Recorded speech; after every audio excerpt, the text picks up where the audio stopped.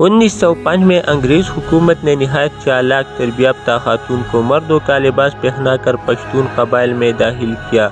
इसका मकसद था कि अंग्रेज़ों के खिलाफ साजिशों, हमलों और रहनुमाई की शनाख्त की जाए। इस खातून को मेट्रल फेरल के नाम से ब्रिटिश के रिकॉर्ड में लिखा गया। वो कभी कुहाट, कभी बाड़ा, कभी जमरूद के बाजारों में दुकानदार, मौलवी या काफले का रुकन बनकर घूमती थी। अंग्रेजों को खुफिया पैगामात भेजा जाती थी उर्दू जुबान में। मगर फिर वो दिन आया। जमरूद के एक बुजुर्ग हाजी बाज़खान ने पुश्तों में कहा, ये शख्स तो जैसे बावकार मर्द जैसा दिखाई देता है, लेकिन इसके चलने के अंदाज में गैरत नहीं है। फिर उन्होंने मजीद गौर किया तो और आंखों की नमी, आवाज की नरमी और हरकत की नजाकत को पहचान लिया। इस औरत को गिरफ्तार कर लिया गया। जब हकीकत सामने आई तो पूरी अंग्रेज इंतजामिया लरज़ गई। इसे वापस लेने के लिए बरतानवी हुकूमत ने सोने के सिक्के, असलहा और इलाका की पेशकश भी की, मगर बुजुर्ग ने कहा, हमारे जमीन पर औरत बनकर मर्दों के रूप में चलना हमारी गैरत को ललकारना है। जो दुश्मन नरमी में आके वो सबसे खतरनाक होता है। वो वाकया